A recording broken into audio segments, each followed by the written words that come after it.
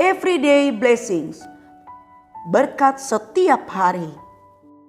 Opinion, pikiran. Amsal 14 ayat 21. Siapa menghina sesamanya berbuat dosa, tetapi berbahagialah orang yang menaruh belas kasihan kepada orang yang menderita.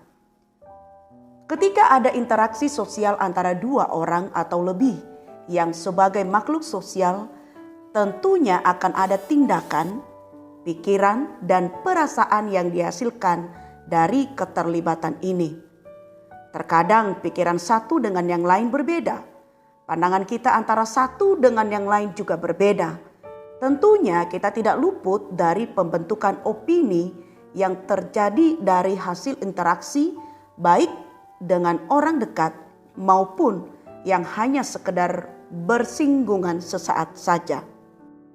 Opini inilah yang harus kita jaga ketika bersinggungan dengan orang lain, apalagi ketika kita merasa cenderung lebih dibandingkan dengan orang lain, atau dalam pemikiran kita merasa tidak sejajar baik itu lebih tinggi atau lebih rendah. Pemikiran yang dapat merendahkan orang lain dapat timbul tanpa sengaja, bahkan tidak jarang itu timbul di atas penderitaan orang lain. Contohnya, saat mendengar seseorang menderita sakit berat, ada saat di mana kita mempertanyakan hubungan orang tersebut dengan Tuhan atau kesalahan lain apa yang dilakukan. Firman Tuhan melalui Amsal 14 ayat 21 hari ini mau mengingatkan kita bahwa pemikiran kita yang tanpa sengaja menghina keadaan orang lain dengan menghakiminya itu adalah perbuatan dosa. Arahkan hati dan pikiran kita kepada Tuhan, sehingga ketika terjadi interaksi kita tidak terarah kepada opini yang negatif, tetapi melihat hal yang positif dari segala sesuatu yang terjadi.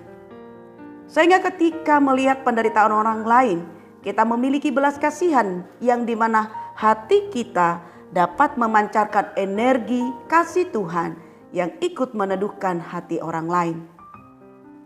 Senantiasa mengarahkan hati kepada Tuhan akan menimbulkan opini yang positif tentang sesama, sehingga akan menjauhkan kita dari dosa pikiran dan perbuatan. Misi, mengingat kasih Tuhan di dalam hidup kita dengan senantiasa peduli terhadap sesama. Kita berdoa.